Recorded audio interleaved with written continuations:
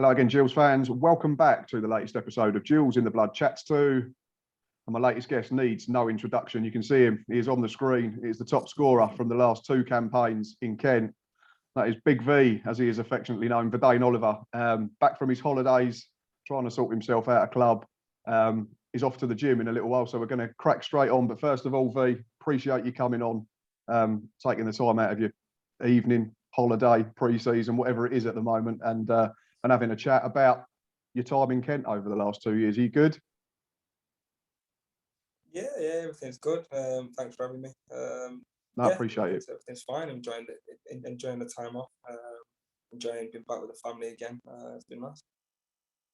Good. Going to be slightly different tonight. I usually do these chats and I concentrate on players' whole careers. But I want to really sort of get into the 2 seasons you had in Kent, because I think it's fair to say that the first one certainly wasn't anything like the normal COVID season. You didn't play in front of us fans until the start of your second campaign with us. And then obviously we're going to have to talk about, unfortunately, the relegation from last season. So yeah, just want to get your thoughts and sort of delve into the mind of another professional footballer and see what you've got to say. So a quick bit to start with, though, in terms of your career as a whole. We know why you've decided that you wasn't going to stay at Gills regardless of the contract offer this summer from Neil Harris or Paul Scally or whatever. You wanted to move back up north. You're from the north. I think it's fair to say that your career up until probably Northampton and then certainly us was very northern based. What was it that persuaded you initially to come all the way down to Kent and stay away from your family? It was literally the chat with Evan, the gaffer. Mm-hmm. I had a good chat with him on the phone a couple of times. I think off the back of Northampton, it was a great year. Obviously, I only signed a big deal there. Unfortunately, after my chat with Keith, he wanted to keep me. Do you know what I mean? Me and him have a great bond, and I'd love to stay there. But he literally said his hands were tied at the time in terms of what he could do, who he could keep. And it was almost like we all kind of built such a team bond, and obviously we ended up getting promoted. It was a great squad we had, and I knew the majority of that squad wasn't going to be able to stay. He wasn't able to offer a lot of people. I think he ended up offering me and 2 other players off the back of that season new deals. And I just said, look, it's too big a miss. I think it's kind of, it's just too big of, kind of just a change after such a great season we had.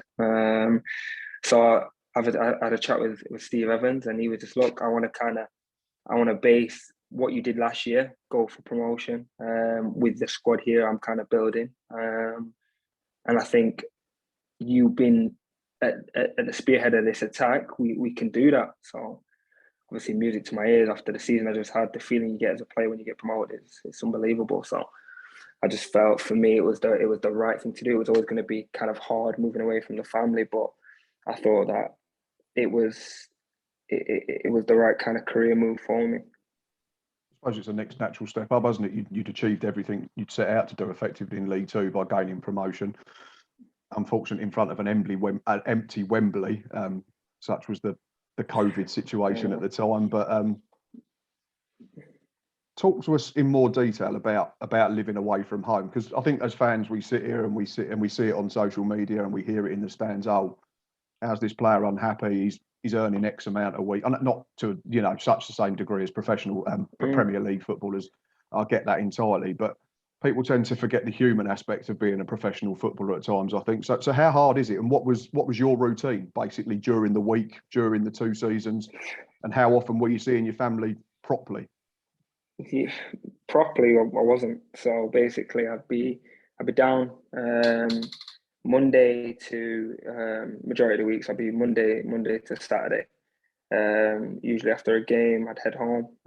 You'd get back late Saturday night, depending on where you are. If I'm lucky and we're playing someone around the corner, which is very rare, unless it's like Doncaster or something like that. You're not home until the evening. The kids are usually in bed. Spend the evening with the missus, and then Sunday night put the kids to bed, and then you're back down on the road again. I was literally back in Sheffield for less than 24 hours, which was hard. It was hard for the kids not seeing me through the week. Obviously, you do like your FaceTime and stuff like that, but it's never the same. Oh, of course. But it was tough. It was tough. I had the dog down there. Mrs. got a dog, and I had the dog down there with me, so it was kind of, I wasn't alone. Do you know what I mean? Obviously, I had all the boys down there, but sometimes when you're just in the apartment and you're by yourself, it can be hard. So it was nice to have the dog down there as a little bit of support. But yeah, like I said, being away from the missus, being away from other family members and the kids, and just not being able to, even when I'm back, not really being able to spend proper time with them. You're there for a fleeting moment, and then you're back on the road again. It was tough. Do you know what I mean? It was tough. I'd get back the odd Tuesday after training, if we didn't have a game. So I'd be back some Wednesdays, but then again, it's the same routine. You're back for less than a day before you're having to travel back down again. So more times than not, it's kind of a silly drive, because it does kind of take a lot out of you, especially physically. If you're doing it too often, it can kind of have a toll on you. So it was tough. I suppose that makes really it tougher when, unfortunately, when you're playing in a team that's struggling. I suppose it makes it even worse. I suppose if you're playing in a team like you were in the first campaign, where we're doing relatively well, you almost don't mind it so much. But when you've got a relegation battle over your head as well, it probably makes it even tougher. Is that a fair assessment? 100%. I think that obviously you can see the difference in how both seasons ended, but they were like chalk and cheese. I've never known anything like it in my time playing. The difference in the two seasons. So, but it's kind of a learning moment, like a learning kind of point in my career, that everything's not always going to be great, even though something might be great the first time, it's not necessarily going to be great again, like it is. So definitely a learning point for me, that how it ended up was, like I said, it was completely chalk and cheese to the first year. Yeah, because I remember that your goal at home to Wigan was, I think, the start of Easter weekend last year, so the 2021 season, and we jumped into the playoffs, didn't we? Yeah. And then you score at Cheltenham this last Easter, and we're trying to get out the bottom four. So it's clear to everyone that it was a completely different experience for all of us, and we all know that unfortunately we didn't quite manage to do it in the end. But yeah, it's just interesting to hear from the horse's mouth, so to speak, because we all, as fans, have ideas of what it's about, and we can only go on what you guys share with us on social media, and you guys rightly only share what you want to share, because it's your private life at the end of the day. So it's just interesting to hear the fact that, so you're effectively spending probably 3/4 of your time either driving or training and playing, and the final 25% is spending time with those that are nearest and dearest to you. So it must be tricky. Another tricky thing was joining Gills. June 2020, I believe it was announced. Played a whole season in front of empty stadiums. Well, you did all right doing it, don't get me wrong. And it was frustrating having to watch on iFollow, on laptops and TVs, because we did have a decent campaign, relatively speaking. I think the two Steve Evans seasons, one of which you were a part of, finishing 10th, are the best seasons we've had since we finished 9th in League One back in 2016. So what was it like for you individually, for a team collectively, to basically train all week and then know you're going to be running out in front of echoey, hollow, soulless, just arenas effectively with no fans? I think you played one game, didn't you, in front of supporters? Or we did at least. Yeah, was it Cambridge? In the was it the Cambridge pizza one trophy away? or whatever it's called? Yeah. It was weird, very weird to start off with. Obviously, when you're coming through as a player, you play the odd reserve games coming through and stuff like that. So it's that kind of feel at the start. But as most things, you get used to it in the end. So at the beginning, it was very odd. There was nothing to kind of build off. If you would have an attack, and you'd usually get that little from the crowd, like, we're going to get a goal here, we're going to, do you know what I mean? Something like that. But there's nothing like that. So that was kind of, it was hard to kind of get to grips with at first. But like I said, you're human at the end of the day. You do something long enough, you're going to get kind of used to it. So, and in the end, it kind of just became the norm, which was odd. But like I said, it was a good campaign. So I'm not going to complain about it. No, yeah, but exactly, yeah. do you know what I mean? It was just unfortunate to have such a good campaign that first year, and obviously not in front of you guys. And then you come to the last season now, and it's in front of you, and then all of a sudden it was kind of strange being back in front of fans. So it was I almost suppose you had to kind get of used to it adjust. all over again. Yeah, Yeah, you kind of had to adjust again, to kind of everyone being there and that kind of support. I think the one thing that you noticed most was like you'd go to away stadiums, so you big stadiums, when you go away to Sunderland and stuff like that, you could see the difference where this year they get a goal last minute and the crowd's behind them, and it was just an onslaught for how long, but you could feel the pressure building. Last year we went there and there was none of that. So it was like if you got, there was almost like no home team advantage, if you understand what I mean. It just kind of like whoever turns up on the day and who's best on the day, you're going to come away with the result. Whereas you go to your places like that and it can be daunting against a team with that kind of backing at times, and when your back's up against the wall, it can have an effect. Do you know what I mean? And like I said, proved it there with the Sunderland. Like we were up against the wall for God knows how long in that game, and then obviously in the end we couldn't hold out. Do you know what I mean? I think that kind of fan base and stuff kind of, I think it had a big effect in that. I've just forgot about that game, and you think if we had held out now, we'd have stayed up, wouldn't we? 100%. And there's so many games like that. But yeah, you talk about that first season saying no home advantage. We went to Hull and drew 1-1, didn't we? And they won the league. We went to Portsmouth and drew 1-1. We went to Sunderland and drew 2 each. One at Charlton. Yeah. And there were some really good performances. Yeah. So again, it's obviously as fans, we can't gauge what that was like for you because we was happy to just make do with watching it on a screen, which was really annoying. Back to the start of that first season, though, you had some fairly decent competition. I think there was with John Akinde who'd come off a decent enough first 6 months with us before it was all shut down early. I think he'd scored a goal. He had a couple of assists after joining in the January, and then you arrived, Dominic Samuel. You've said already, touched on it, that Steve Evans said he wanted you to be the focal point of the attack. So was it always a case of that you knew you was coming in as number one, or was you thinking, I've really got to be at it still here because we've got some good players that can play at least with me or can effectively take my place? And I don't want to pigeonhole you or John, but I'd imagine John was probably more the direct competition.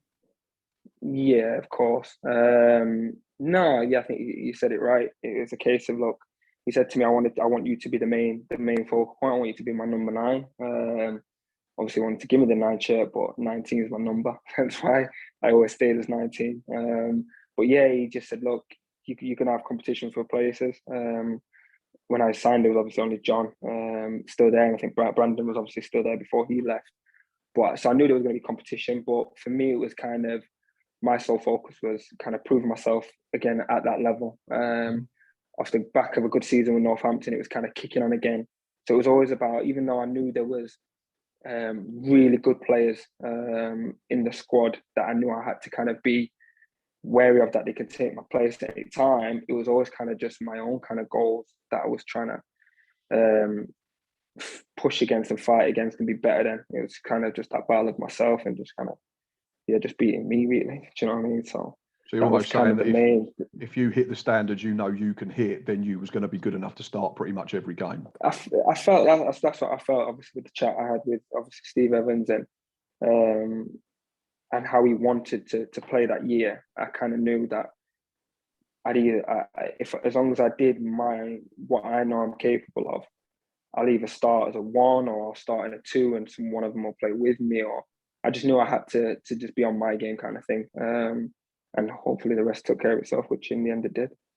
Yeah, I think it's fair it's safe to do. I have to ask, number 19, why'd you wear number 19? Is it, just a lucky number? It's it's just kind of a lucky number I love. And obviously I had it on the previous season as well. Chose that number and had it the previous season.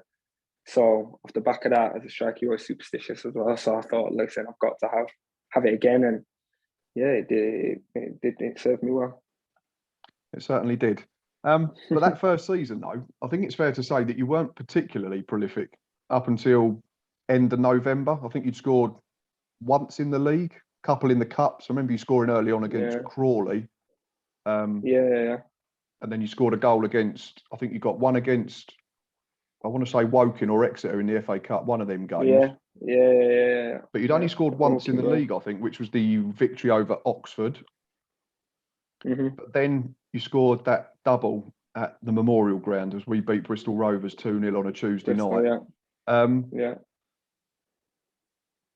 Was that the flick of the switch that you needed, or was it a case of, again, going back to what you're saying, you knew that if you kept doing the right things and getting into the right areas, the goals would come?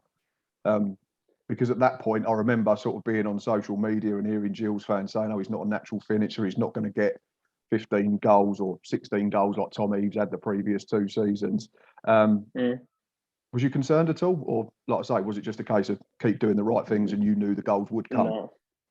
And it was kind of I knew the players I had around me, the squad that we had,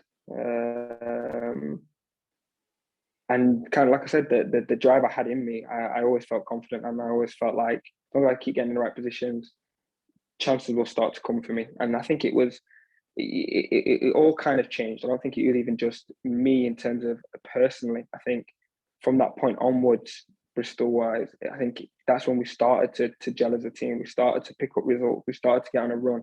And that was just because there were so many new players in the squad. I think it's always hard when you have over 5 new players coming into a brand new squad. I can't remember how many we had at the time, but it was literally a brand new team. Do you know what I mean? I think it always takes time for those players to gel, those players to fit into how the manager wants to play, and everyone just to really kind of get an understanding of how and what works for each other.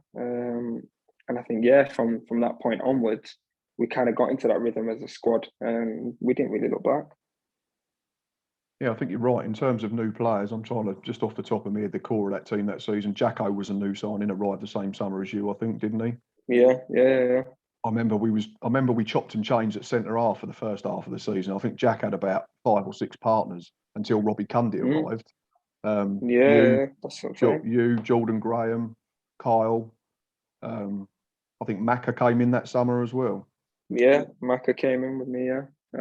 So I suppose in that sense, you're looking at that's basically half the sort of Dominic Samuel we've already mentioned as well. Yeah. So I mean, the majority of the squad was a new squad. I think it was only Stewie, Connor, Jack. Like I said, Jack Bonham. Jack Bonham as well. That was probably. I think they're the only. Then we got Ollie Lee back as well, didn't we? We got Ollie back in the January he brought Ollie as well. back in the January. But I think they were the only kind of players that mainly started that were there previously. Everyone else was new to the squad. Well, it's fair to say, like you say, it did click. It clicked for us as a team, and it certainly clicked for you individually. I think you scored 16 in the final 31 games of the season in the league. Is that the most confident you felt throughout your career in terms of thinking every time I have a shot, it's at least going to work the keeper? Yeah, 100%. As a striker, it's something you dream of, where you go into games knowing you're going to score. And I had that. I knew that if a chance came my way, I was going to score it. And it's also having that confidence in the fact that your teammates, I knew a chance was going to come for me. I knew not just one chance, I knew there was going to be an abundance of chances. So it was never a case of where you'd have to beat yourself up if you miss one chance, and then there's half a chance after that. You're like, oh, well, that's it now. I've got nothing else to work with. I always knew there was going to be abundance of chances, the way we played, the way we got in teams' faces, the kind of players I had around me to provide for me. I knew I was going to get 4 or 5 chances a game, and as confidence builds, you just know you're going to score goals. And like I said, as a striker, it's the best feeling. Which is probably, unfortunately, the opposite, certainly from a fan perspective, looking in, the opposite of what you ended up with in the second season. But we'll get to that later on in the chat. We've got loads of time for that. You speak about player relationships and new teammates. There was something of a bromance going on Twitter throughout that first season. You know I'm going to talk about, and he played a huge part in you scoring so many goals. I think you'd be big enough to admit that. And that was Jordan Graham, who was I think he was labelled a cheat code by some Gills fans in League One. I think he certainly was too good for the level in terms of his ability. We know he'd been held back by injuries throughout his career. Without obviously wanting to blow too much smoke up his arse and making his head inflate. How good was he for you, and how well did you two get on off the pitch? Yeah, we got on really well. Like you said, I think it was evident in terms of how we were over social media and how we kind of interacted with the fans that we got on like a house on fire. It was funny because Jordan initially came. It was like a not a trial, but kind of he came to Northampton just before we got promoted. So just after, I think it was just before lockdown. He came in and just kind of trained with us and kind of I think he had options and he wasn't sure where to go on loan. And obviously he came in and literally within the first session, I think he put me through in that session, put me through on goal when we was playing games, went through one-on-one with the keeper, I scored. I literally pulled Keith Kelcher after the session. I was like, can we get him? Like, we need him now. He will get us over the line to obviously get promoted. Like, we need him here. He was like, I'm trying. Hopefully we'll see what we can do. And then in the end, he obviously came to you guys. He literally came to you, I think, maybe a week or two later. Yeah, we had him for the back end of that COVID season, didn't we? We didn't see a lot of him. I think he was predominantly came off the bench because he wasn't match fit. But yeah, he certainly saw glimpses of it. He came to you guys. So literally, as soon as I saw that we signed him, I was buzzing because I knew what to expect. Even though it was a brief time we trained together, I just knew instantly that we already had that kind of link in terms of if I made the run or I made the movement, he'd find me. He wouldn't. A lot of times, as a striker, it can be hard to play with players where they might see the ball or they might see the run, but there's a hesitance, they're hesitant to kind of play it. Do you know what I mean? Well, I don't know whether it's down to confidence, if they don't believe they can make the ball or make the pass or what, but sometimes there's just that kind of block. Whereas Jordan didn't have that. Jordan was just if he saw the run or he saw the movement in the box for a cross, it was coming in. And for me, that's all you want. So it made my job really easy. So yeah, it was great. He was great to play with. And in terms of like off the pitch, we were top friends. So yeah, we do a lot together. Off the field as well down in Gillingham. So it was really good to have someone like him in the first year. And I think he was definitely missed in that second season.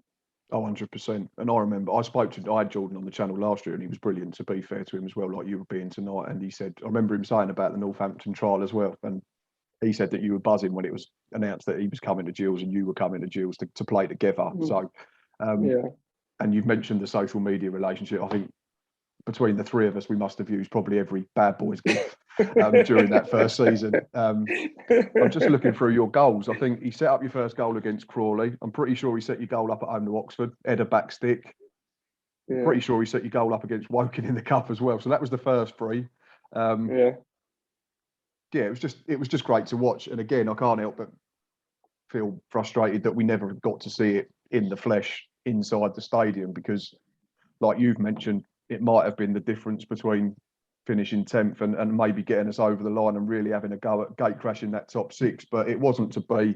But it was still a really good season, and we did miss out on the playoffs.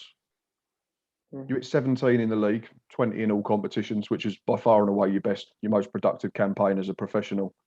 Have you had a chance to sort of sit down and look back and ultimately just be proud of what you achieved and what we achieved? Yeah, I did that. Certainly did that at the end of that season. And even now, I think because of the high and just how good that season was, yeah, we missed out on the playoffs, but we were never picked to be anywhere near that. Do you know what I mean? So we always had that underdog kind of mentality going into games. So even just to get close to it, yeah, it was frustrating. It was annoying that we didn't make it in the end, and we were we were gutted about it, but there was still that sense of pride that look what we've achieved. You know what I mean? It was everyone's like, oh yeah, little old Gillingham, but we turned over a few big teams. So Yeah, we it did. was, do you know what I mean? It was really something to be proud of. And like I said, even now looking back now, it doesn't. The second year, as much as it taints it a little bit, because of how good the first year was, I'll always look back with kind of fondness. Because of how good the first year was, really. Yeah, and it is annoying because I think they let fans back in for the playoffs, didn't they, as well? Albeit in reduced capacity. So we could have actually come and watched them playoff games if it had been, but it wasn't to be. And we then get into, well, I have to say, I'm going to say it as well. I've thanked you as well a couple of times, but there it is. So again, good to see it. Really do appreciate it because it was you that reached out to me. I didn't ask. You came to me on Instagram, and I think for all people watching, that's a measure of what a top bloke V is as well, rather than just being a top player as well. So thank you very much. Yeah, no worries. We then move into the summer of 2021. You've already mentioned a lot of players from that season. We lost a few. We lost Jack Bonham. He decided to move on. Yeah, I'm going to sit and eat a bit big of humble loss. pie. Because I said at the time I thought it was a strange move him going to Stoke, but he's established himself now as number one there, I think. So fair play to Jack. We lost Connor Ogilvie. He moved on to Portsmouth. Obviously, your big mate Jordan went and started strutting his stuff in the Championship, even though he's had to play right back, I think, more than he'd probably enjoy. But did you, and I've said plenty of times, I never forget Steve Evans and what he meant to have done in the past and his relationship, I suppose, with opposing fans. He's definitely a Marmite character, and we understand that. But I think he thrives on that a little bit and likes to sort of get that siege mentality, 100%. which he did brilliantly with us. 100%, yeah, 100%. But I always said, regardless of all the layers of Steve Evans, I never thought we'd ever be in any danger in terms of relegation with him in charge. Yeah. Was there ever an inkling as that season started that we'd end up struggling as badly as we ended up doing? No, not until. For me, it wasn't until it had already gone wrong. So for me, obviously, I got injured. I was at the Wednesday game, and because of obviously what I'd done to with my ankle, there was a period where I knew that I couldn't do anything on it. So obviously I was fortunate. He was very kind enough to say, look, you can go. Obviously I've got physios up here. My ex-physio from Sheffield Wednesday, he's got his own company, and he said, look, you can go and do your first kind of rehab stage with them, be with your family, because he knew how much it had kind of taken out of me the first year. So yeah, I was away from it. Obviously, you'd have seen from my social medias, I was watching a lot of the games through the same kind of formats as you guys on the I follow and stuff, and kind of almost being a fan myself, wanting the boys to do well and watching it. It's flipping hard work, by the way, but it's hard to watch. But yeah, I was kind of seeing things unfold, but almost like you guys were. Obviously couldn't make it to games through I follows, just bad result after bad result, and then literally I came back down to Gillingham when I could start running again and start to ramp things up. Came back down, and literally it was like the place had changed. I won't go into too much detail, but it was just like the place had just drastically changed. But that we'll get onto that Wednesday game was second week of November. Yeah, November. Yeah. I remember rightly. November, I think 14th or November 13th. 13th of November, because you scored our goal, I think, didn't you, as well? Yeah. And Carl Dempsey went off injured in the same game. And I think, if you look back now, I think even as fans, we'd probably say that's when we started to have real problems with injuries, didn't we? And by sort of middle of December, we had more players unavailable than available. But I want to go back to the summer, though, because Steve Evans made a big deal about COVID. There was rumours that we'd missed effectively 3.5, 4 weeks of training because people had got it, and then you all had to isolate for 10 days, and then other people got it. And how bad and how disruptive was that to the summer? Because we didn't start the season brilliantly, I get that, but I don't think we started it awfully. I mean, I think we 1-1, didn't. drawn 2, lost 2 of the first 5, which wasn't a disaster. Yeah. But maybe with the benefit, of hindsight, how much did that have an effect on the whole squad? I think it's huge. I think it was the same again. It was the same as the first season, where you kind of have an abundance of new players coming in, and when you don't have a pre-season for any manager, it's going to be hard work. If you've got a bunch of new players and you don't have that real block of time before the season starts to not only get the fitness element right for the players, but also get the understanding between the players, also get the kind of squad that you want together, and know which is your best starting 11. I think we was tinkering and chopping and changing again, similar to the first season, a lot in that first opening part of the season. And yeah, I think it was just a huge kind of factor in why we had that sluggish start, and also why we had so many injuries. I think any player will tell you in the game, pre-season is huge, and when you miss out on a pre-season, you kind of almost set yourself up for injuries further down the line. As odd as that may seem, it's for some reason it just happens. Kind of just pre-season just gives you that kind of base, that real strong base to kick on and go through whatever you need to go through in the season. But you see it a lot when players come back and they've missed the majority of pre-season, and they come back at the end of pre-season and join in, and then they start games in the regular season. They always seem to pick up little niggles here and there and injuries, and it kind of just gets into a repetitive cycle. So I think that was a big factor in, God knows how many injuries we had, but I think it was a real factor in that as well. And yeah, like you said, for him, I've spoken to him obviously since, and I know he does feel that did play a huge part in it. Yeah, it just felt pretty much from the get-go that every time we got 1 or 2 back, we lost 2 or 3 more. We was always behind the 8 ball, I think, effectively, because literally. I remember the cup game at home to Cheltenham.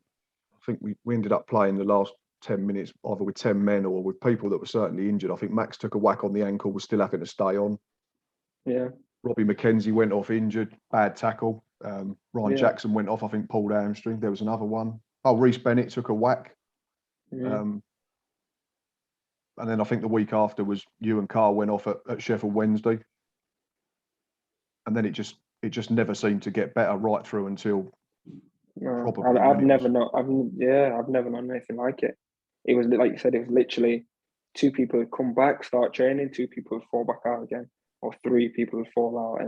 And I think it just got to a stage where, because the squad was that thin, people were coming back before the time, before they were ready, before they could really or should really play, just because we were that low on numbers, because we didn't have the personnel. And then they'd be back for a week or 2 and break down again. So yeah, we got into a really bad kind of cycle. We got into a bit of a whirlwind with that. Big players as well, wasn't it? It wasn't just squad players to be disrespectful. I mean, it was you, Kyle, Macca missed the whole season pretty much. Obviously, we then lost Lloydie in February. Robbie McKenzie, who can play pretty much anywhere for us. Massive. Jacko missed a fair bit as well. Yes, yeah, you're right. He did, didn't he? I think he pulled up at Shrewsbury end of August, and then spent. It just seemed for me, it just looked like most players were not fit all season. That was my own opinion of it, looking back now. We had that run. I think from the middle of October, you scored the winner against Doncaster. Or was it yours? I know there was debate at the time, you and Stewie. Oh yeah, Stewie tried nicking my goal. I could not believe it. There was uproar after that. I was up in the office after the game, straight away getting the game, and I was like, "How is he even claiming this?" They couldn't believe it in the office, to be fair. But yeah, I'm pretty sure even the groundsman was involved in some sort of. I was like, I couldn't believe it, because he was nowhere near it.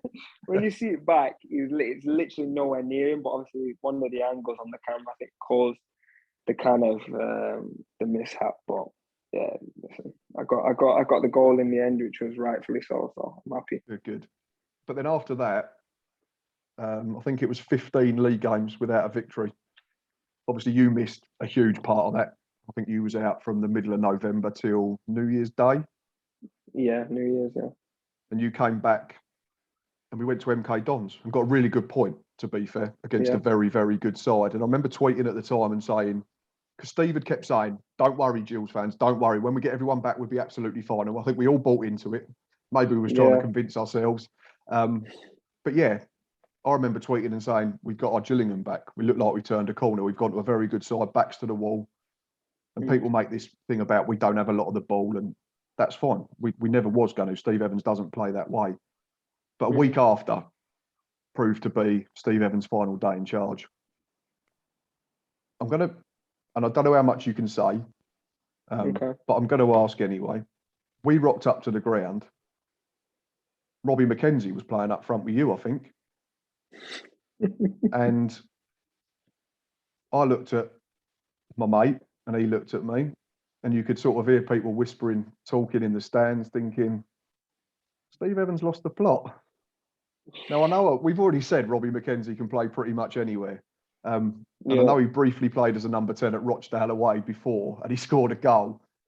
But he's not a striker. No, and I think what kind of made his mind upon that, like I said, the squad was stretched thin. I'd just come back, so I wasn't nowhere near full fitness yet, but I knew the boys needed me, and I knew, and the gaffer obviously was pushing it, really pushing it, and I wanted to be back anyway. I wanted to be playing again.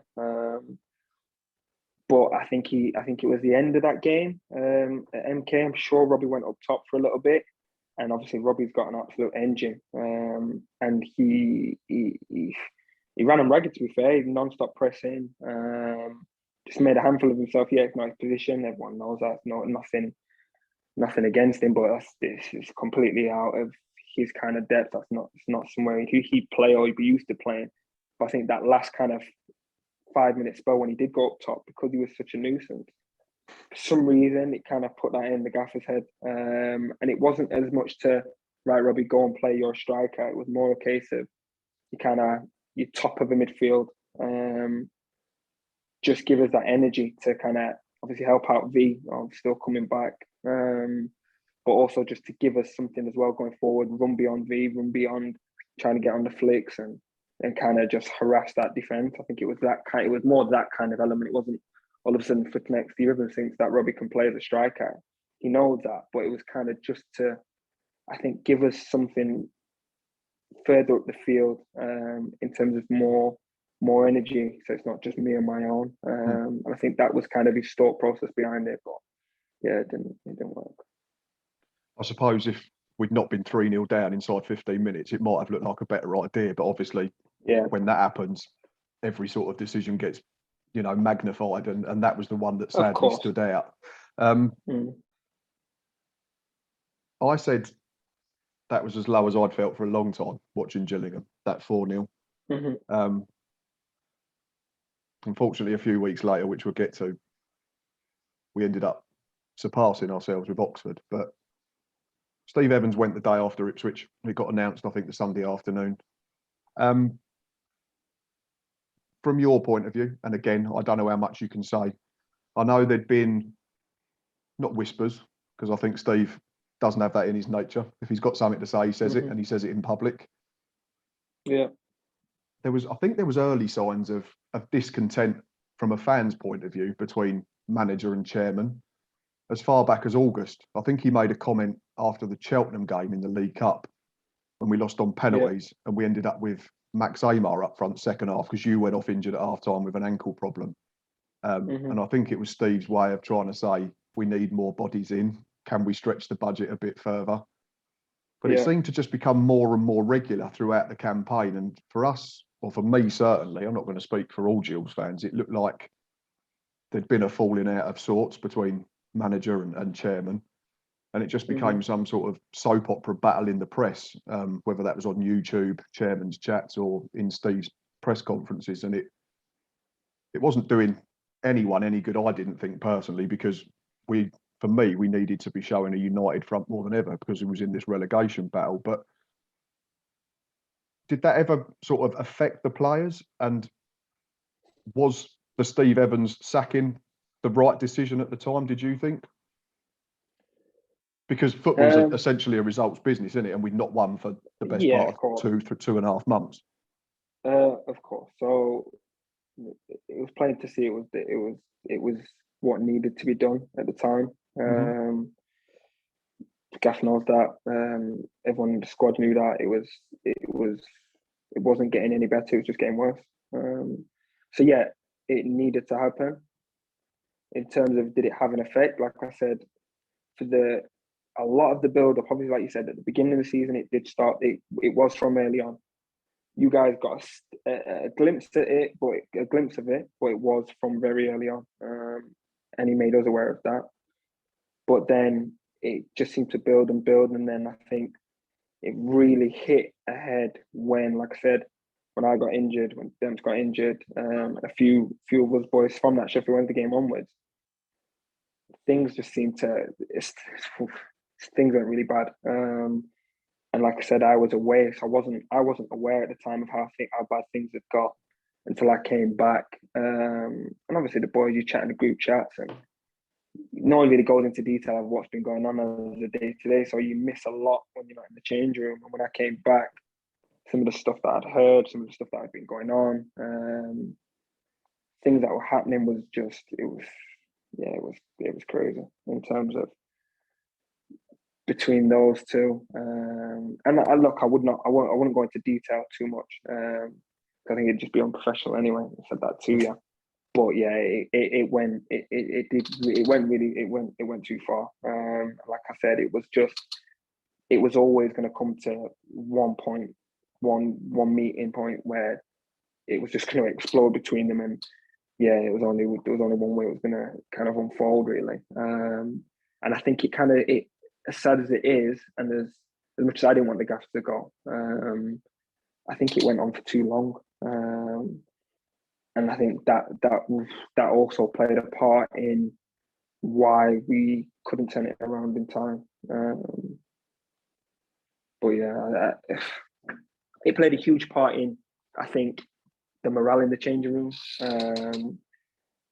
how people were, people's body language, how they were playing wise. I think it had a huge effect. So we had, like I said, it seemed to be the season from hell. We had the COVID outbreak at the beginning, then we had all that unfold. It would just seem to, the injuries, it just seemed to be hit after hit after hit on the squad. So yeah, credit to the boys for kind of putting up the fight in the end that we did. But yeah, I think the damage was already done.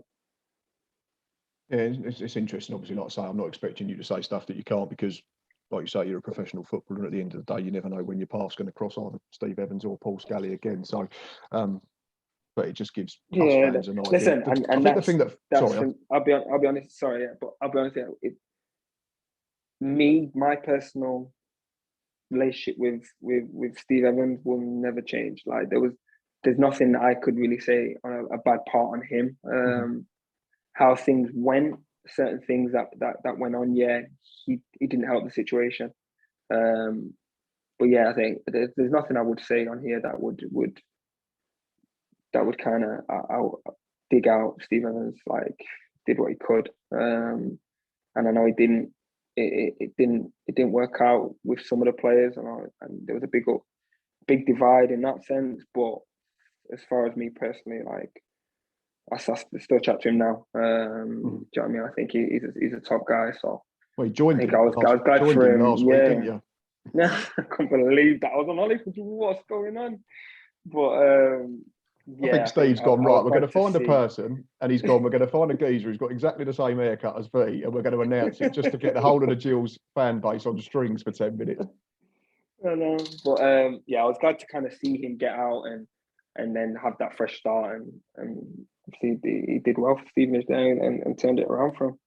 He did, yeah. I think from a fan point of view, the thing that frustrates me in hearing you saying that it clearly had gone wrong between Steve and Paul, regardless of who was to blame, is the fact that Paul Scally had this opportunity to let him go to Stevenage in December. And then we could have potentially given Neil Harris a whole of a January transfer window rather than 6 hours or whatever it ended up being. But such is life. We can't change it, can we? So we have to move on. Yeah, exactly. You've spoken about it already, but you touched on it. Injuries, COVID all played a problem, and you've probably covered it anyway, but I'm going to ask. I said plenty of times throughout the season, lots of players, particularly you, looked like you was playing at probably about 70% fit some of the time. I remember seeing you hobbling around at Shrewsbury, having to come off at Cambridge. You could barely run. You was holding your hip. Obviously, the ankle injury at Sheffield Wednesday. Even when you came back, like you say, and that's your personality and other players' personality, that they wanted to come back and play and try and help the cause and try and dig us out of this hole that we got ourselves into. But Steve Lovell came in between Steve Evans being sacked and then Neil Harris eventually getting the job. I'm not sure how much dealings you had with him, because I think you was away for part of his time in charge, weren't you? Because you was expecting another child. But one question I want to ask you, and I don't know whether it was out of his control and he thought he was going to get longer in charge, but he released John Akinde. John's record with us wasn't, it wasn't brilliant in terms of goal scoring. But for me, and we've already said it, he was probably the closest like-for-like replacement to you. Which then meant if you was probably struggling, we could have got you off, could have rested you for 45 minutes here and there, and then kept you fresher for other games. Do you know why Steve Lovell decided to allow John to go and then not get a replacement in? Because you look like you got shortchanged. No disrespect to Charlie Kelman or Tom Dixon-Peters, but you was left as literally our only senior striker for 3 months of the season or 2 months of the season to try and dig us out of a hole. You didn't look fit all the time yourself. And your only support was essentially 2 kids that are still trying to learn their game and make their way in the professional game. I think a lot went wrong. And look, listen, I was with Loves briefly in between that spell, and Loves is a lovely guy. Funny as that is, but he's a top guy. Do you know what I mean? And I wouldn't say any bad word on him either. He was sound when he came in. He kind of got everyone kind of happy, the changing room happy again. Perked up a few people, but it was weird. Even him coming in was that day itself was weird after everyone got sacked. But he came in and he kind of said to me, John, right, I'm going to be playing you two. You're going to be the two I'm playing up top. That's what I'm going to go with. And it never happened. And then all of a sudden, obviously, me and John are really close mates. An opportunity arose for him to kind of to move on. And I was like, John, I pleaded with John, and John tell you himself, I was like, John, I need you. We need you as a squad. I need you here. Because I could see how things were unfolding, and I knew the situation we were in, and players of John's experience, of John's quality. He might have not had the most amazing time at the Gills, but flipping out, John is a handful. And one thing I know for a fact, if we had John, there's no way teams would have been able to kind of put 2 and 3 players on me and just try stopping me if we had John up top with me. Do you know what I mean? Because I think it came to a point where, and you can see it yourself, I was getting no help from officials, but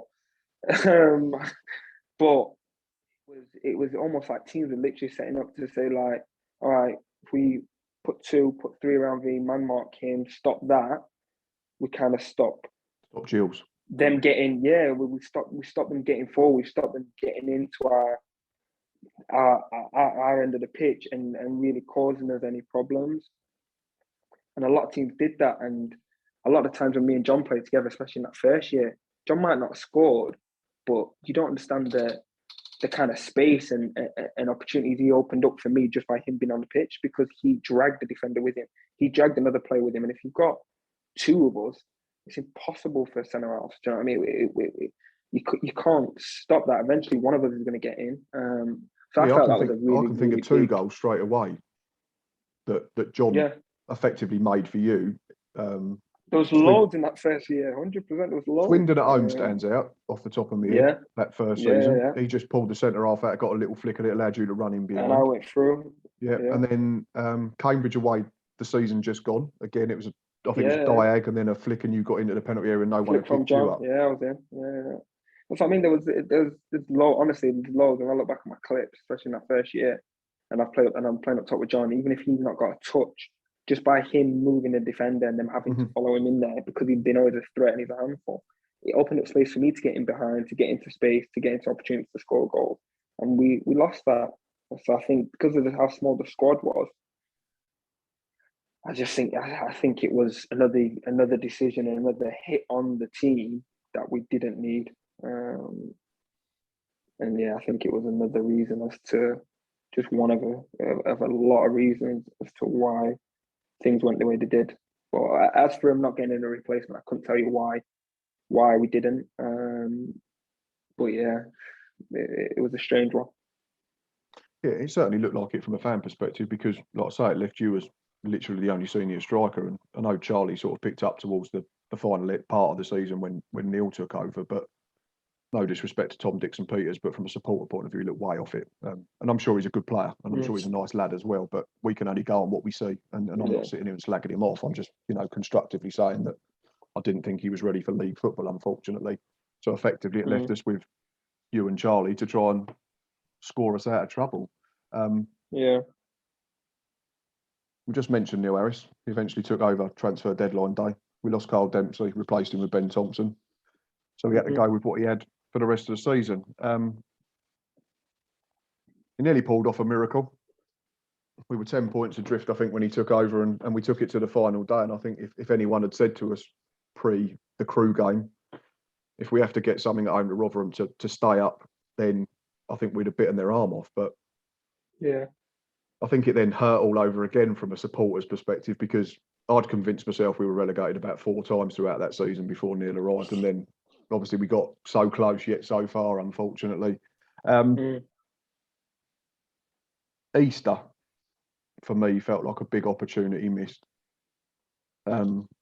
We led twice at Cheltenham, ended up only picking up a point, and then we had most of the game against Fleetwood, but couldn't find a finish. Do you think that may?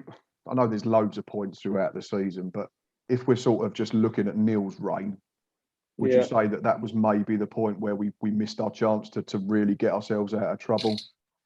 Easter was 100% that point, 100%.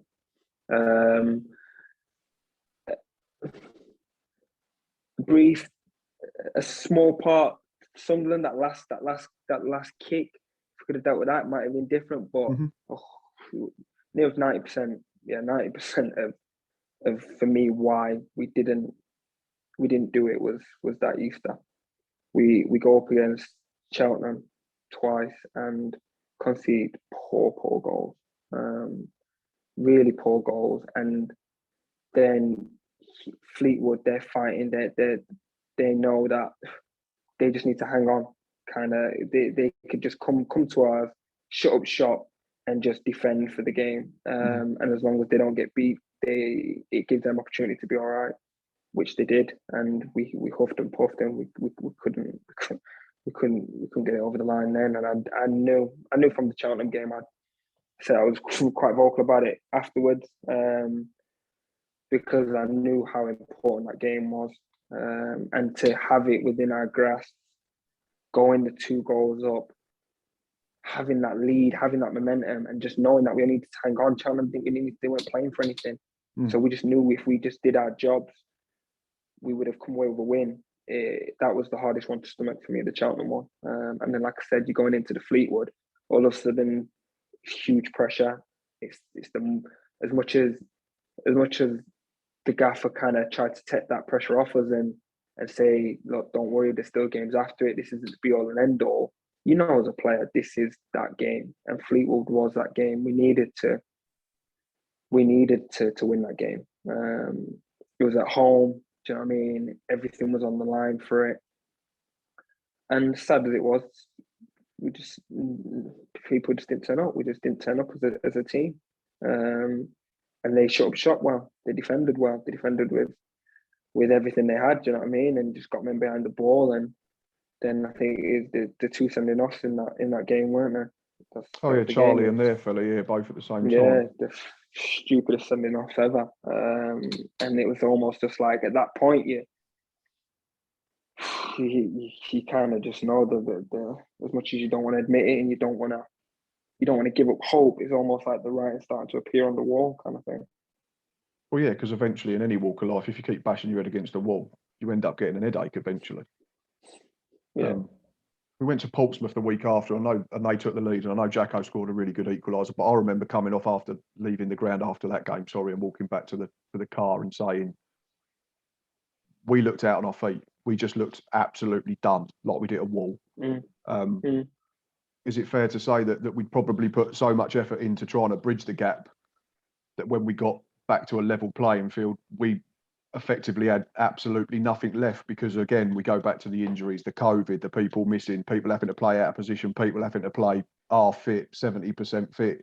To me, that Portsmouth game and that Rotherham game just looked like 180 minutes too far for a squad that had been on its arse for effectively half a season. Yeah, you could say that potentially, because it's one way of kind of looking at it. I think we did so well in kind of in that mindset. I think it helped quite a few of the boys. That mindset of, right, there's no pressure now. We're the underdogs. We've just got to go out there, just go and play. Just go out there, give everything, and kind of just do your job to the best of your abilities, and we can maybe come away with something as a team. As soon as we got to that point where, look, the gap's gone here, like, we can do this now, like, we're in the ascendancy here. If anyone's going to get out of this, it's us. At one point, that's how it felt. And I think, I think it just got too much for some. And I think it just kind of, we gassed out a little bit. And that mindset switch of, all of a sudden you're not just the underdog now, like, you're level playing field, and all of a sudden we've got pressure on us now, because if we do this, we're out of it. I think we couldn't handle that well. We didn't handle it well enough. It was always going to be hard because we had those two games to finish. Like I said, I think the two games with the Easter games, from when we missed out on that opportunity, it was always going to be, was hoping for a miracle, really, in the Portsmouth game and the Rotherham game. Yeah, Rotherham, we knew we had to get something, and obviously we was all looking at phones and listening to radios and doing what we could to keep you boys informed, and probably watching our phones as much as we was watching the game unfolding on the Priestfield pitch that final day of the season. But I think aside from Ben Thompson hitting the bar with that half chance, we never really looked overly threatening, unfortunately, and 2-0 defeat confirmed that we were going to be playing League Two football next season, unfortunately. What was, to try and get into the dressing room a little bit, and obviously I spoke to you came out of the ground afterwards, and I spoke to a few of the players, and it was raw. But what's the dressing room like immediately after that? Because obviously there was a pitch invasion as well, which didn't help. And I want to ask, was you meant to come out and do a lap of honour? But then obviously the pitch invasion put paid to that. The pitch invasion. Obviously we weren't meant to leave, because obviously it was just a ruckus out there after, and then they obviously had their celebrations out there. So it was kind of, we weren't allowed to, not allowed, but we were told we weren't best going out there because of obviously the ruckus and the situation that was obviously unfolding out there. And then probably from when you hear that initially anyway, your emotions are all over the place.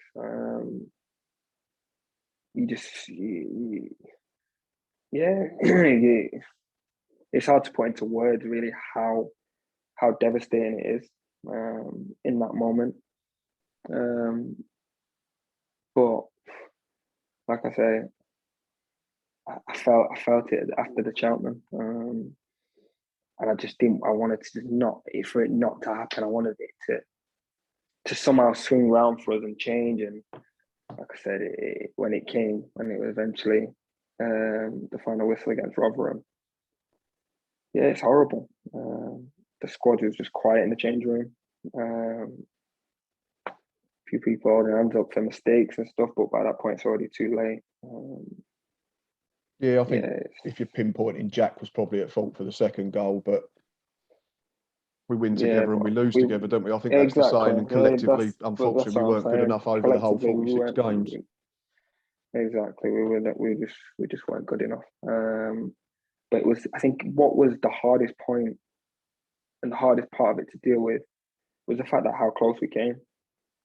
I think because of how we were kind of written off, because of the ground we had to make up, the fact that we did it, and we knew that potentially one last 90 minutes could kind of pull off one of the biggest great escapes.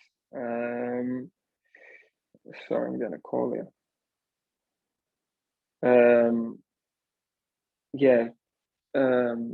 Because it could have changed things. It was just so much harder to take when we didn't get it done. Yeah, I think I've already alluded to that. I said I was convinced we were gone, but to then get that close again, it almost hurt. That's what I mean. Twice, it made it worse. 3 times. I think it made it worse. It made it a lot worse. But like I said, there's so many points throughout that season. But somehow, some way, we pulled it together and we got ourselves in touching distance of it. And for whatever reason, we just didn't get it over the line, which is hard to take. Really hard to take. Yeah, it is. Yeah, and as a fan, it's never fun as well. And it's been a long time that we've been in League One, and I think the hope after last season was to have pushed on again. And we know we lost good players, but I certainly didn't think that those players that, no disrespect to those players that came in, but when you lose the likes of Jack Bonham or Connor Ogilvie, Jordan Graham, 9 times out of 10 you're going to downgrade at this level. That's the nature of the beast in League One. But I certainly didn't think that we had a squad that was ever going to be in any type of trouble. But we can't change it, and all we can do is try and look forward to next season. Let's end on a high then, because we spent a lot of time talking about a depressing season where we ended up getting relegated and everyone was injured and it was horrible. But you've said already that the second season won't take away from your time in Kent. And I certainly don't think as a fan it should detract from what you did for us over 2 seasons. I think it was 31 goals in around 85, 90 games, which is very decent at League One level, especially for a club that can't go out and spend loads of money on strikers. We have to, try and find these free transfers and people that we think are going to do a job, and you certainly more than did that. Favourite memories of your 2 seasons? Favourite goal? Favourite game? Favourite goal, favourite games, probably in the Ipswich when I scored the 2. Both goals. I loved both goals in that game. I think Chambers on the first goal, we actually tried to, you can't see it on the clip.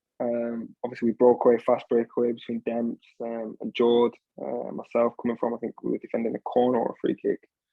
On the actual build-up, as players breaking down on the wing, Chambers tries to body me and stand across, get in my way and body me. So I had to move him out of the way, which I did.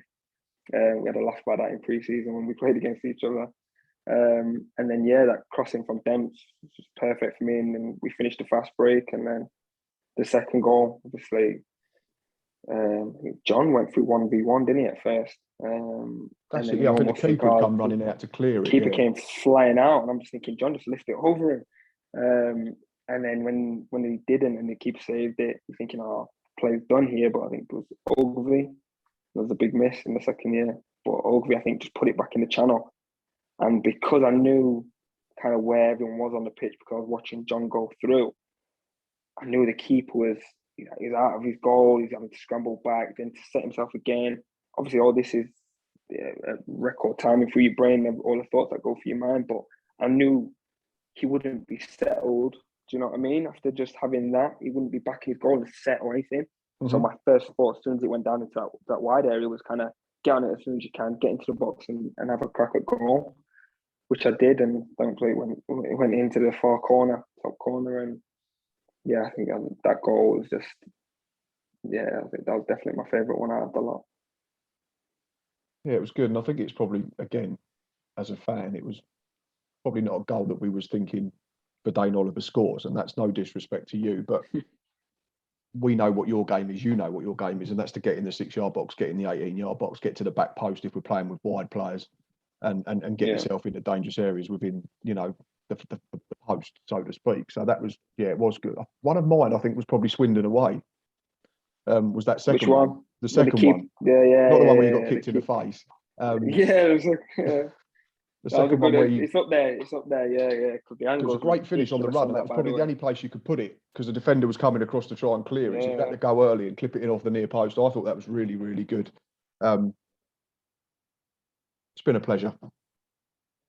It has. Pleasure's And like I say mine, again, mate. I can't thank you enough for the way you interacted with me on social media and sent me the shirt and all that type of thing. And fingers crossed for you, you get a move sorted out sooner rather than later. And I hope you stay in League One, because I think you deserve it, to be quite honest. And that's not me trying to blow smoke up your arse because you've decided to come and chat to me. I think based on 2 seasons that you've proven to be one of the best strikers at that level. So why shouldn't you stay there? And all the best for the future, I think is just what I'm trying to say now. Yeah, I appreciate that, Matt. Honestly, like I said, the reason I got the shirt and set all that up for you is because of the support that you gave me from when I came to the club. So yeah, definitely the pleasure's been mine. I think it's a shame it ended the way it did. It's a shame that kind of that first year you guys got to miss out on it, like truly miss out on it as a fan base. But listen, I'll always look back on fondness at Gillingham. Like I said, there's been a lot of fallouts. There's a lot of stuff we've not touched on. But still, I'll look back on it fondly. Because I made some great friends there, made some great people, some great staff members. So I'll always look on my time there, like I said, fondly, and I hope that the club do kind of get themselves back in League One. And I think under Neil Harris, you stand a real good chance in doing that, because he's a top manager. And I think the proof's in the pudding when you come into a squad that's so depleted the way we were and mentally gone, and 10 points adrift, to kind of turn it around the way he did. It's credit to him. So I do believe that him and his staff will get the job done. I think whether it's next season, hopefully it is, or it's the season after. I think you will be back where at least you deserve to be. Yeah, and it's like I say, I just hope he's backed by the chairman sufficiently, because we've seen in the press all the promises and stuff like that. So let's hope that Mr. Scully follows through on it, and we can be competitive. Like you say, it might not be the fact that we come straight back up, but it'd just be nice to watch us win more football matches again. I think, unfortunately, after last season, but we can't change it. All we can do is affect what we do in the future, like everything. Yeah. Right, Gills fans. I think it'd be good. Again, thanks to V, top player, top bloke. We all know that. He's got to shoot off and go to the gym there, because he's got to keep himself in shape if he wants to get a move to League One. You know where we are: Instagram, Facebook, YouTube, and of course on Twitter. You're probably all following anyway, but I'll put V's Twitter handle in the description at the bottom of this video. Go and check him out and keep a track on his career moving forward. Hopefully back soon with some sort of transfer roundup. We did make a signing today, Monday, when we was recording. That was Scott Cashgett, former Wickham attacking player. So another one through the door. Henry Woods has departed, though, gone to Maidstone United on a free transfer. So still only 11 players. Still no goalkeeper yet for Saturday's first friendly. But I'm sure by the time you're watching this, or by the time we kick off, that will be sorted out. Please keep liking, subscribing. Remember, if we are over 2,000 subscribers on 3rd of July, which is my 40th birthday, I will buy one lucky person a home shirt or away shirt from their team's club shop. Just check out my pinned tweet. Hope you enjoyed the video. Best of luck to V again. But until next time, up the Gills.